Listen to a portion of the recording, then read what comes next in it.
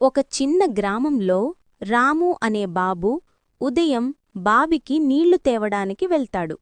బావి దగ్గరకు వెళ్ళి లోపల చూస్తే అది పూర్తిగా ఎండిపోయి ఉంటుంది.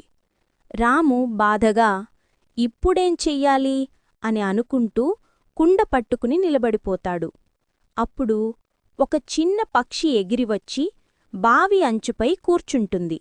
అది ఒక చిన్న రాయి తీసుకువచ్చి బావిలో వేస్తుంది. కొద్ది సెకండ్లలో బావి లోపల నుండి నీరు మెల్లగా పైకి ఎక్కడం మొదలవుతుంది. ఇది చూసిన రాము ఆశ్చర్యపడి సంతోషంతో కుండలో నీళ్లు నింపుకుంటాడు. పక్షికి చిరునవ్వుతో ధన్యవాదాలు అంటాడు. పక్షి ఆనందంగా ఎగిరిపోతుంది. చివరగా రాము మనసులో ఒక మాట నిండిపోతుంది.